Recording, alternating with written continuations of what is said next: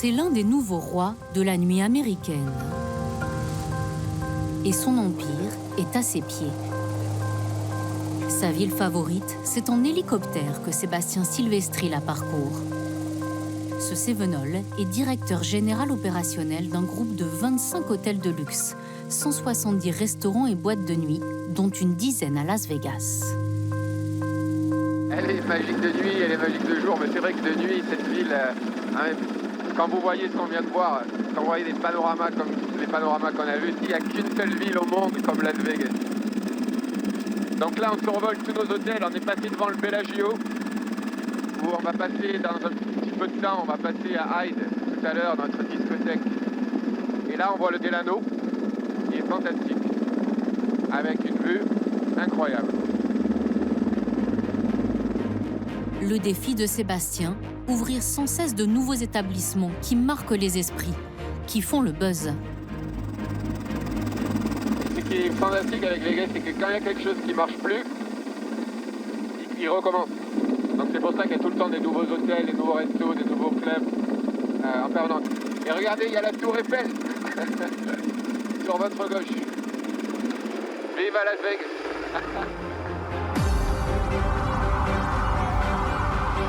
Las Vegas, 45 millions de visiteurs par an. Une débauche de lumière, de paillettes et de démesure, au milieu du désert. Sur les 6 km du Strip, où s'alignent les casinos mégalomaniaques, les tripots et le jeu ne sont plus les principales sources de revenus. Désormais, spectacles, restaurants et boîtes de nuit grandioses font la différence. Derrière ces néons hypnotiques, beaucoup de Français.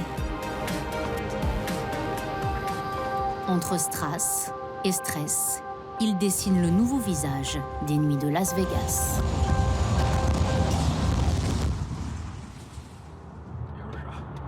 Le travail de Sébastien Silvestri consiste tout d'abord à choyer ses meilleurs clients, de grosses fortunes.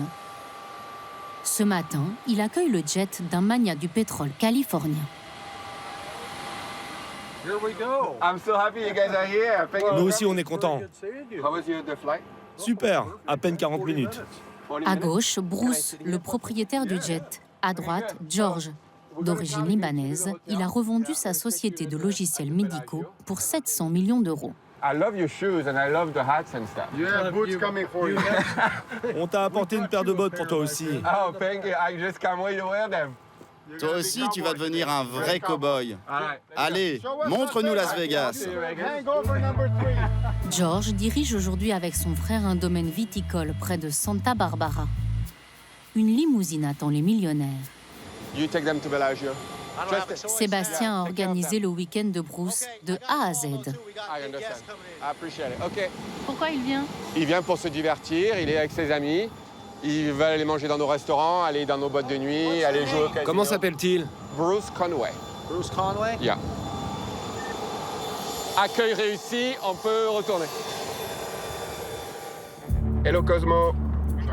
Son temps, Sébastien le partage entre New York, Miami, les Bahamas, Los Angeles et Las Vegas, où il passe un week-end par mois. C'est non-stop tout le temps en fait. Jour et nuit, et puis à Vegas, je viens une fois par mois, donc quand je viens, on est bien occupé. Vegas a changé énormément. Avant, les gens venaient pour jouer. S'ils venaient jouer, ils pouvaient aller manger gratuitement dans les restaurants. C'était le monde des buffets, etc., etc. Et maintenant, ça a complètement changé. Vegas, c'est les plus grands spectacles, c'est les plus grands restaurants, c'est les meilleurs DJ au monde. Ils jouent tous ici. Donc, c'est une destination pour la nuit, pour la restauration et pour les shows, plus que le casino. Ici, les nouvelles tendances se lancent et se démodent très vite. En 5 ans en moyenne. Le Français est sur le point de racheter 3 restaurants dans la galerie marchande de ce casino. Avant de signer le contrat, il visite les établissements avec son expert comptable et son décorateur d'intérieur. It's kind of weird, huh? What do you do with that? It's like a private room, like semi-private. On pourrait enlever toute cette partie. And then you make it a super VIP table. I like that idea. That would be insane. Ce deuxième restaurant, sur le thème de Lénine et de la révolution bolchevique, est dépassé selon Sébastien. Oh, we go like that. Il veut en faire un restaurant lounge design, épuré et feutré, moins kitsch, plus sobre. Il y a 12 ans, c'était cool, mais maintenant, c'est plus cool. Donc ça, c'est des restaurants qui peuvent faire 12 millions de chiffres d'affaires par an. Donc l'investissement, là, on est en train de regarder sans doute 3-4 millions de dollars, il faudrait dépenser pour le refaire. Mais si le restaurant marche bien, le payback, le retour sur l'investissement est assez rapide. Et j'ai une idée, on a une marque à Los Angeles qui cartonne et j'ai envie de l'amener à Vegas. Et je pense que ça peut être l'emplacement parfait. Le tout dernier concept du Français est encore plus innovant. Une boîte de nuit dans le stade de Las Vegas, là où joue son équipe de hockey, les Golden Knights. How many people were we expecting? 800 personnes. Toutes les tables sont réservées. Everything was sold out. Les Golden Knights vont jouer, donc c'est complètement rempli. Et les gens qui ont des tickets VIP, ils ont l'accès au club. Donc ils viennent pour voir l'événement, mais ils peuvent venir aussi après l'événement. Et puis c'est la fête. Ici, dans une grosse soirée, on peut faire plus de 100 000 $ de chiffre d'affaires en une soirée. L'abonnement VIP à cette discothèque dans le stade coûte 50 000 $ l'année.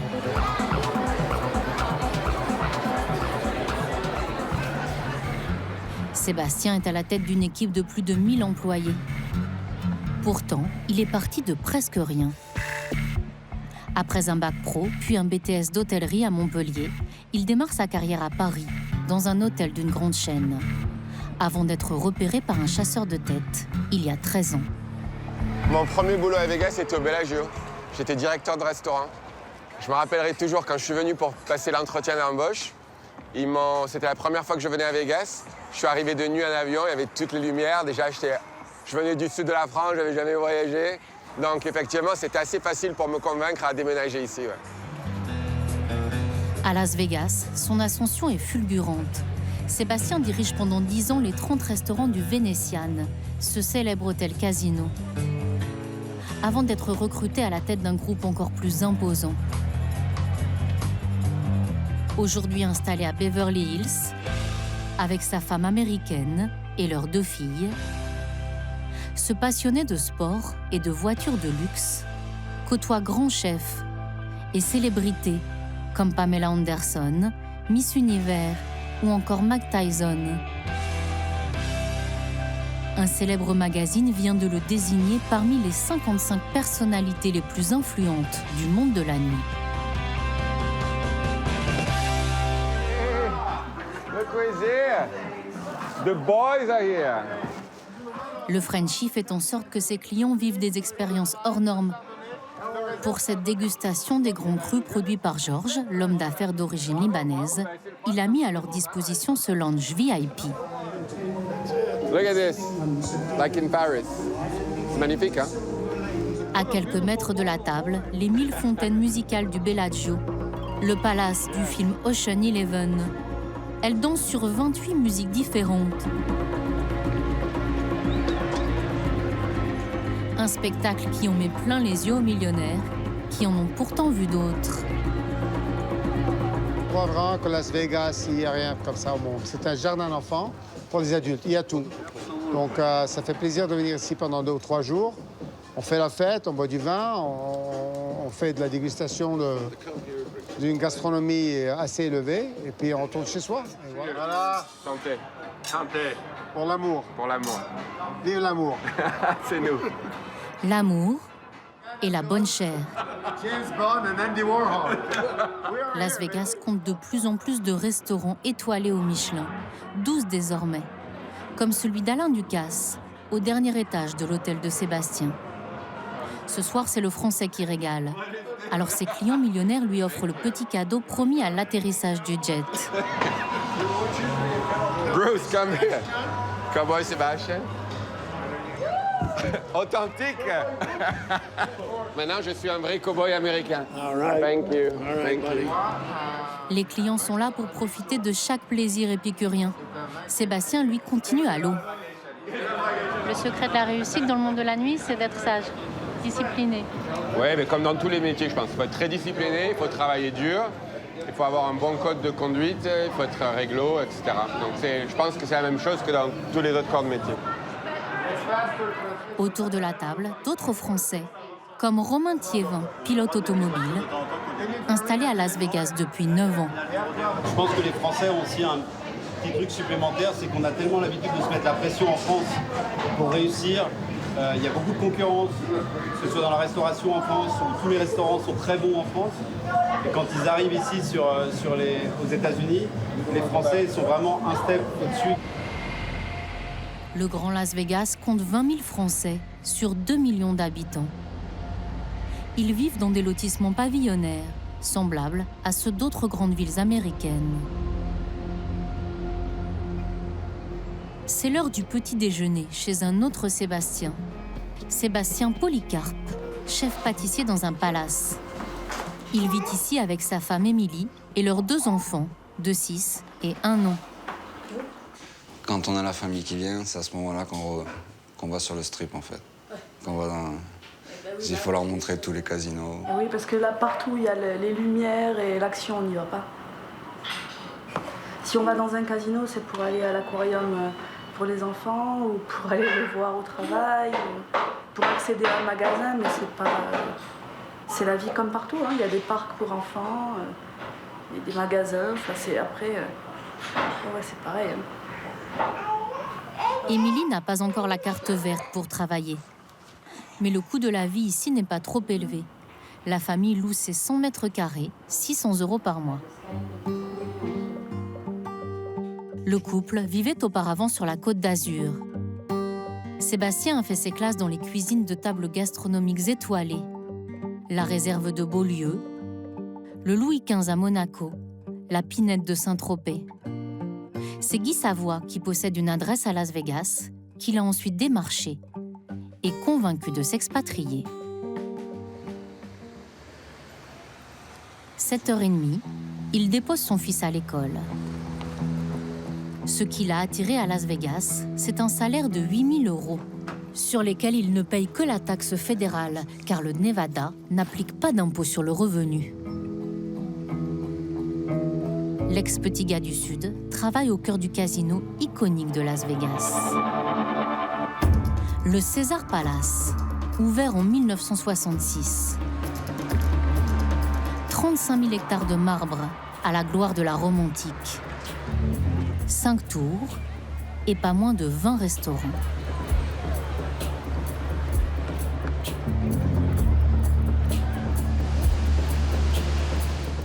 C'est par les coulisses que Sébastien pénètre dans les entrailles du monstre.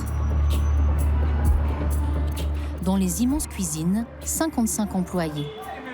Sébastien dirige le département pâtisserie et ne compte pas ses heures, jusqu'à 70 par semaine.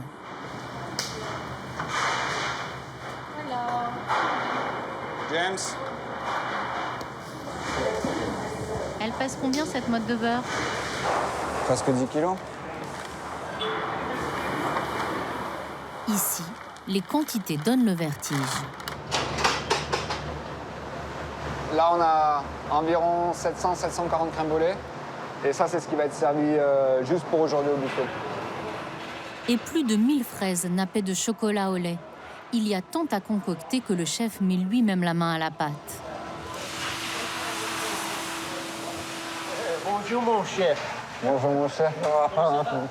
Ça va bien, toi? How are you, Grandpa? Les recettes de cuisine sont américaines, mais c'est le savoir-faire français en matière de restauration que les palaces sont prêts à payer cher, y compris pour régaler les stars. Si vous voyez tous les gâteaux qu'elle a fait pour Elton John, Jennifer Lopez, tout ça, c'est elle. Sébastien a eu un choc lorsqu'il a découvert le Bacchanal, qui porte bien son nom. Ouvert 24 heures sur 24, élu meilleur buffet au monde par le New York Times. 500 plats à volonté, dont du bœuf wagyu et du homard, pour 40 $ par personne. 230 tonnes de crabes par an. C'est 200 kilos de... J'ai un trou shrimp, c'est de crevettes par jour. 200. Vous parlez anglais maintenant? Ah ouais.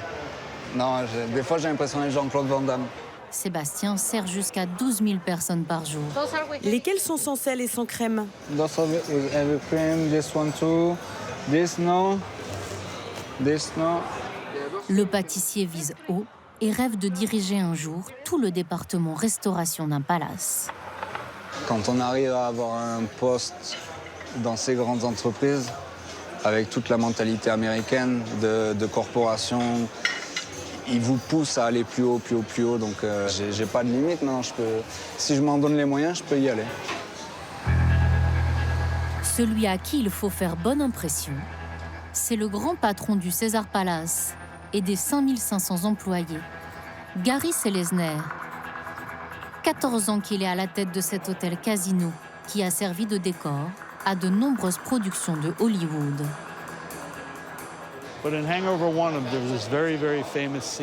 Vous vous souvenez dans le film Very Bad Trip de cette célèbre scène lorsque les 4 personnages du film s'enregistrent à la réception du César Palace et l'un d'entre eux demande à la réceptionniste « C'est vrai que César a habité ici ?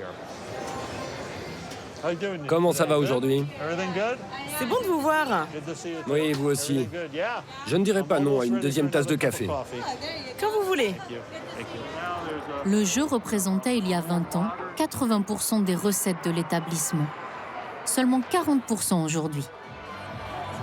Après la crise financière de 2008, Gary a dû élargir l'offre de son palace. C'est lui qui a inventé le principe des stars en résidence permanente. Rod Stewart, Calvin Harris ou Céline Dion.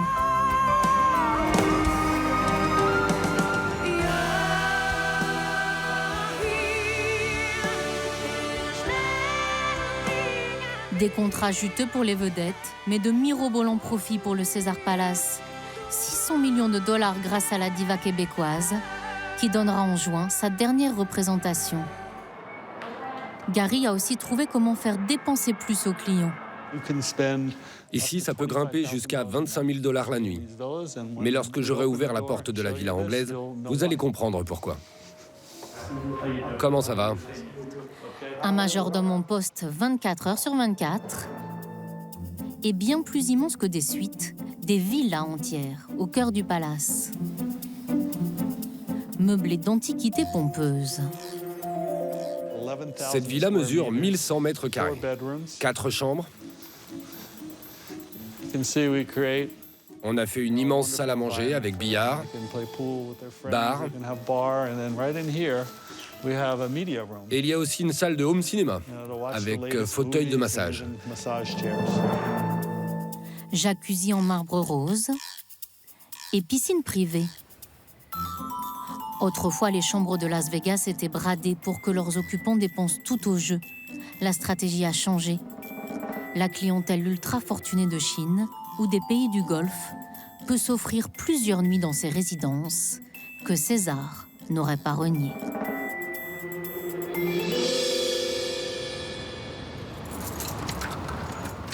Vincent Brunet, lui, préfère le cuir au gladiateur romain. Hey Hugo, how do you do? Il possédait une entreprise de chauffeurs privés à Paris. Ici, il a aménagé un discobus, une boîte de nuit roulante. Alors, c'est un 40e anniversaire. Happy 40th birthday Rodney. Voilà, donc bon, quelque chose de très classique, hein. 80 compagnies, avec une flotte de 300 bus boîtes de nuit, opèrent à Vegas. Nulle part au monde la demande de fête n'est aussi forte. Depuis 4 ans, Vincent est le seul à faire le DJ en live. Moi, je suis dans une industrie qui est régulée, à savoir le transport. Donc il faut avoir des licences, il faut avoir des autorisations, des assurances, parce qu'on est aux États-Unis, donc ici les assurances sont très importantes. Après, c'est comme tout, ça se fait. Voilà, si on est passionné, si on sait ce qu'on fait, si on aime ce qu'on fait, il n'y a pas de raison que ça ne marche pas.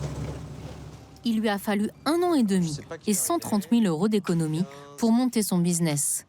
Pour 2 heures, sa boîte de nuit roulante est facturée 570 $. On va juste passer un petit coup de téléphone aux clients pour leur dire qu'on est bien en place. Hey Lydia, good evening. This is Vincent from Discobus. How do you do tonight? Okay, great. So just so you know that we are actually at the bus lobby of the hotel. Okay. Les 40 clients arrivent avec les ballons. Hello. Hi guys, how do you do tonight? Et leur propre boisson, car le bus n'a pas de licence d'alcool.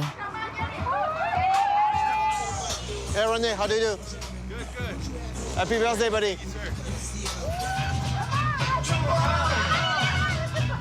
Les clients viennent de Californie, juste pour le week-end.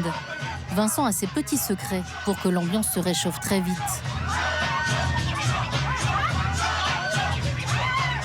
Il faut arriver à deviner, se positionner sur les gros hits de l'année où ils avaient 20 ans et généralement, on arrive à les faire danser. Au milieu de la balade, un stop devant le mythique panneau « Bienvenue à Las Vegas ». On est venu pour jouer et se divertir. C'est ça, Las Vegas.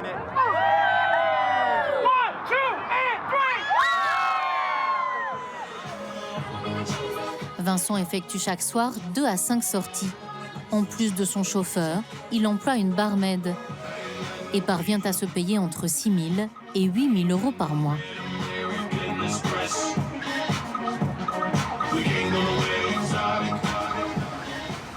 Pour 300 000 €, il vient d'acheter cette villa de 170 mètres carrés, où il a emménagé avec Coralie, sa compagne. Parce que tu vois, il y a des petits endroits encore où on voit le merveilleux verre qu'on avait avant. Autrefois responsable marketing dans l'électroménager, à Vegas, elle s'est reconvertie dans l'organisation de mariages. Je pense qu'on sera de retour en ville à peu près vers 2 heures. Coralie et Vincent se croisent peu. Tous deux travaillent beaucoup et ne prennent pas de vacances. Mais selon eux, ils n'auraient jamais eu ces opportunités en France. Il y a un peu plus d'ouverture d'esprit qui font que, voilà, aujourd'hui, on peut être coiffeur, demain, on peut faire un autre métier si on a envie. Enfin, voilà, à partir du moment où on a les licences, les assurances, qu'on montre qu'on est bon dans son travail, qu'on a envie de bien faire, il n'y a pas de raison. Voilà, on n'est pas... En fait, aux États-Unis, on n'est pas cloisonné dans des choses. Voilà, c'est la liberté d'entreprendre. À Las Vegas, il faut toujours avoir un coup d'avance. Vincent a donc créé une deuxième activité, à 30 minutes de la ville, dans le désert. Décor Far West, les bikers en prime. C'est l'expérience d'une vie, quoi. J'ai beau accompagner mes clients plusieurs fois par semaine. Enfin, voilà, moi j'ai toujours autant les yeux qui brillent. Enfin, c'est limite un rêve de gosse, quoi. Ce matin-là, il accueille 3 clients, Dan, Daniel et James, des Américains.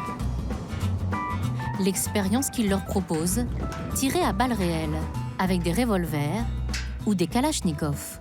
So we're gonna talk about safety. Safety is the most important thing today, okay? We're gonna use some firearms today, so you could be hurt, you could be dead. I don't want that, okay? Là, on est sur une activité qui intéresse pas mal les gens parce que c'est un peu sulfureux, parce qu'ils n'ont pas l'habitude de faire ça chez eux.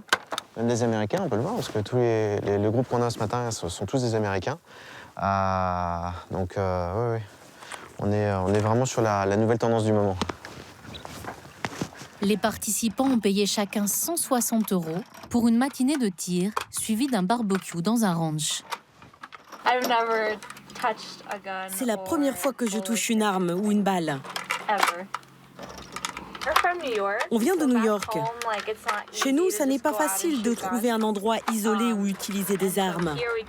Donc, quand on a vu cette activité, on s'est dit, il faut aller essayer ça.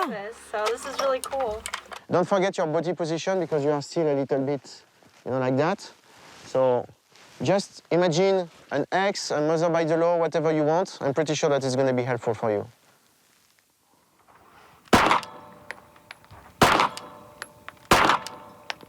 Je peux marcher et tirer, là? Yes, sir.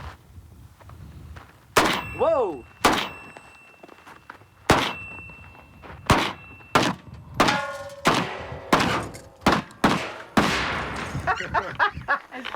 Oh my God! C'était incroyable de marcher, de tirer en même temps.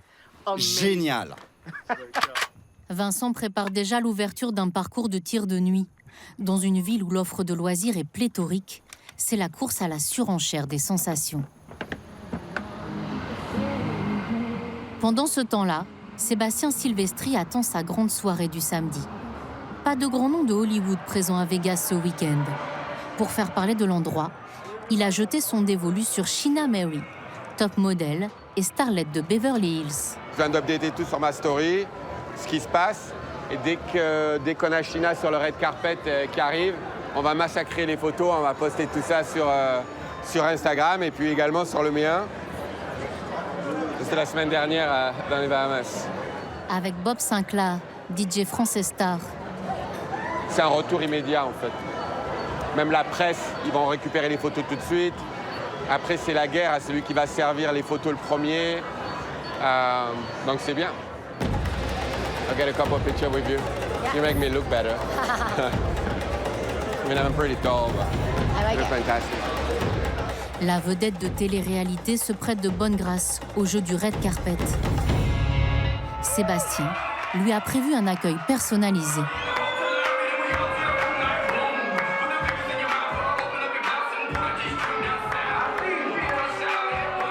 Ce soir-là, les 38 tables VIP ont été vendues. Pour s'y asseoir, il faut s'engager à dépenser au moins 10 000 $ en boissons.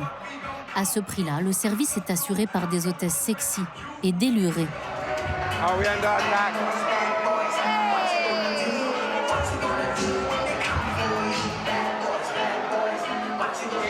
Chaque fois que vous voyez les grosses bouteilles circuler dans le club, c'est des très bonnes choses. Ça coûte combien de bouteilles comme ça? 2 000, 3 000 $. Happy birthday, Kayla! Une clientèle dorée, insouciante, apparemment loin des crises sociales qui secouent la planète.